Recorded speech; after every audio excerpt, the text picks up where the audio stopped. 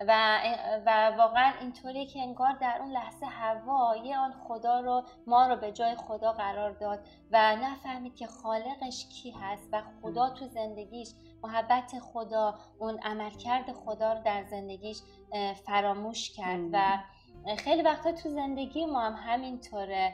ریما جان شما نمیدونم اگر میتونین یک تجربه با ما در میون بگذارین راجع به این موضوع که واقعا شیطان چطوری میتونه در افکار ما دروغای خودش رو تبدیل به یقین و گناه بکنه. مطمئنم خیلی از مواقع هستش که مثلا الان در دنیایی که ما زندگی میکنیم به قدری شیطان از نظر یعنی همچین زیرکانه در فکر ما به کار میفته و یه افکاری رو در ما ایجاد میکنه که خلاف واقعیت هستش.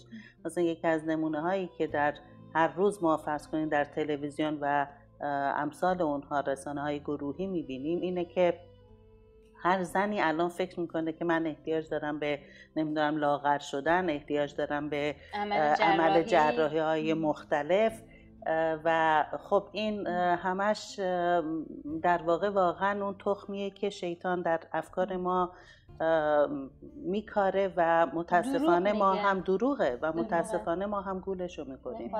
و این دروغ ممکنه نسبت به اطرافیان ما باشه، نسبت به همسران ما، خواهران ما، برادران ما، دوستان ما و به هر حال وامی داره که ما رو گناه کنیم. و نه تنها هوای میوه خورد بلکه چیکار کرد؟ اونو به همسرش هم داد و حتی شیطان پس باعث شد که هم اون گناه کنه و هم همسرش رو به گناه واداشت. و تو زندگی ما هم متاسفانه خیلی وقتا اینطوری هست و حوا هم خودش تصمیم گرفت که این کارو بکنه چون از اون خب میدونست که خدا از اون چی میخواد. ولی بعد از اون میبینیم که خدا وارد عمل میشه. خدا چطوری وارد عمل میشه؟ ما در کتاب پیدایش میبینیم که خدا میاد و در باغ چی صدا میکنه؟ آدم تو کجایی؟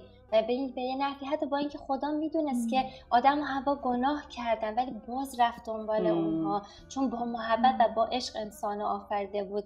و بعد آدم جواب میده من خودم رو پنهان کردم که چون عریانم. و خدا میگه که تو آگاهانید که عریان هستی؟ در واقع داشت میگفت من و تو و حوا یه تیم بودیم، چرا غریبه رو وارد تیم ما کردی؟ و بعد خب خدا میگه که باید از اون باغ برن بیرون. ولی اینجا خیلی جالب هست وقتی که خدا آدم و حوا رو آفرید گفتش که بارور و کثیر بشید، بر روی زمین کار کنید و میبینیم که اونو از آدم و حوا نگرفت. درسته که با رنج و زحمت همراه بود ولی خدا اون هدفش رو پس نگرفت. و میبینیم که در آیه 21 میگه که خدا به آدم و حوا لباس پوشاند، یعنی یه جور عریانی اونها رو پوشاند. ما در عهد عتیق میبینیم که افراد برای اینکه گناه بخشیده بشه باید گوسفند قربانی، گوسفندگاه برای هر گناهی یک قربانی بود و انگار اولین قربانی رو خدا کرد برای گناه آدم و حوا. و ما در مکاشفه، کتاب مکاشفه 13:8 میخونیم که میگه که حتی عیسی مسیح که برای گناهان ما بر روی زمین مرد، میگه که اون برای ذبح شده از اول بود چون که خدا طبق اون پیشدانی خودش، چون خدا برای زمان هست، پس از همون اول نقشه نجات انسان رو کشیده بود. و میبینیم در عهد عتیق چطوری خدا سعی کرد که این رابطه احیا شده رو، شکسته شده رو احیا کنه و در عهد جدید با فرستادن پسرش عیسی مسیح و که عیسی مسیح بر روی صلیب مرد و خونش رو برای ما ریخت تا بتونه تاوان گناهان ما رو بده، اون رابطه شکسته شده رو احیا کرد.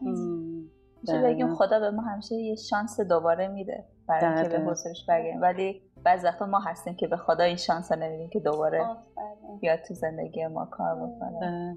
واقعا راست میگین. این هست میگن که شاه میبخشه، وزیر نمیبخشه، خیلی وقتا ما خودمون رو نمیبخشیم. بله.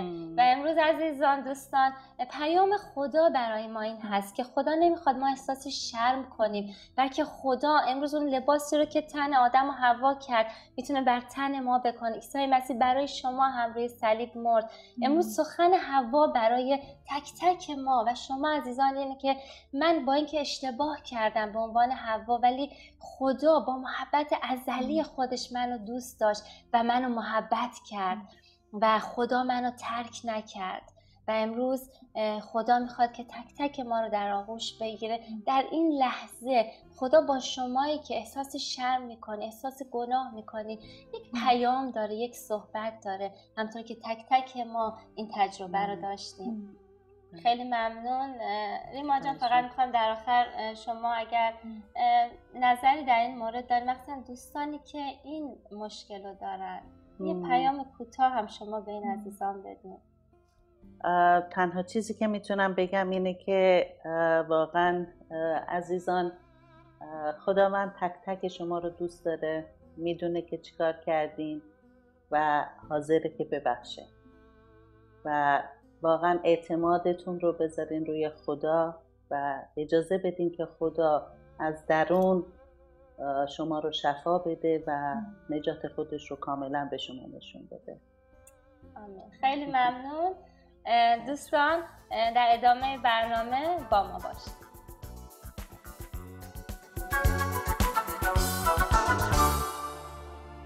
خداوند از جای دور به من ظاهر شد و گفت با محبت ازلی تو را دوست داشتم، از این جهت تو را به رحمت جذب نمودم. امروز سخن حوا با ما این بود که منو اشتباه نگیرید، اگرچه من آدم گناه کردیم ولی حیات خدا از ما قاصر نشد. امروز هم سخن خدا با تک تک ما دوستان عزیز این هست که خدا ما رو با محبت ازلی خودش دوباره در آغوش میپذیره و اگرچه لباس ما قرمز شده، فکر میکنین کثیفه، ولی امروز خدا قادره که لباسی تمیز که از برف سفیدتر تن شما بکنه. امروز خدا میخواد که حیاتی جدید به ما بده، حیاتی که زندگی های ما رو احیا میکنه. عزیزان واقعا اگر احساس میکنین از خودتون بدتون میاد یا فکر میکنین که نزد خدا بخشیده نشدین و یا حتی زندگی براتون قابل پیشروی نیست، امروز خدا میخواد که تو زندگی شما کاری دیگه انجام بده و ما میخوایم با شما دعا کنیم. آکتا جان واقعا میخوام دعوت کنم که اصلا در این راستا برای بینندگان عزیزمون دعا کنیم. خداوندا تو رو شکر میکنیم که تو خدای جمیع خداوندا رحمت ها هستی. تو رو شکر میکنیم که تو سراپا حقیقت و محبت هستی و تو زنده هستی. تو رو شکر میکنیم که تو نگاه نمی کنی به ما، به گذشته ما و به لباس ما خداوند، بلکه به نقشه‌ای که برای ما داشتی فکر میکنی خداوند. تو رو شکر میکنیم برای اسم تو که امانوئل هست خداوند، که خدایی که با ما هست، خدایی که ما رو درک میکنه، خدایی که در میان ماست، در میان ما ساکن شد. تو رو شکر میکنم که تو ما رو میشناسی ای خداوندا و تو ما رو طرد نمیکنی، همینطور که حوا رو از حضور خودت نروندی ای خداوند، طرد نکردی، بلکه نقشه تو برای حوا و نسل حوا و ما خداوندا در این لحظه‌ای که الان خداوند شنونده و گوینده این صحبت ها و این کلام هستیم ادامه داره این نقشه. تو رو شکر میکنم خداوند، تو رو شکر میکنم که هر کسی که به درگاه تو بیاد خداوند تو ردش نمی کنی ای خداوند و تو هر گرانباری رو خداوند بر میداری. تو رو شکر میکنم خداوند و میطلبم که خداوند همین لحظه کسانی که خداوند به حضور تو اومدن احساس طرد شدگی دارن، احساس میکنن که بخشیده نمیشن، احساس میکنن که ای خداوند گناهکار هستن و کم آوردن ای خداوند، دعا میکنم تو به اونها خودتو مکشوف کن و این خداوند این آواز خودتو به آنها بگو که تو با محبت ازلی و رحمت ابدی تو اونها رو دوست داشتی و داری ای خداوند. تو رو شکر میکنم که تو چنین خدایی هستی. به نام عیسی مسیح دعا کردم، آمین. موزیک ویدیویی که مشاهده می‌کنید برگرفته از آلبوم برکت با صدای روت میباشد.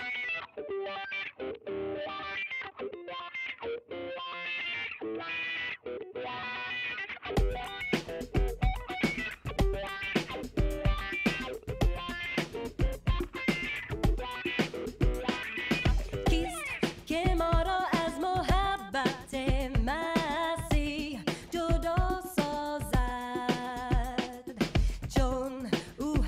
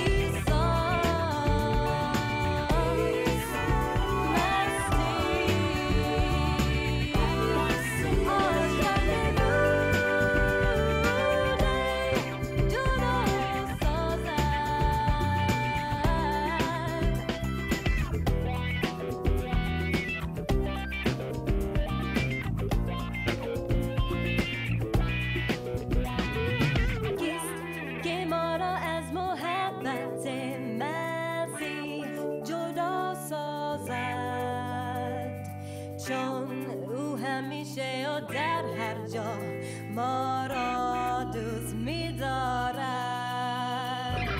آن محبت عظیمی که مسیح به ما دارد، هیچ چیز نمی‌تواند ما را از آن محروم کند، از آن محروم کند.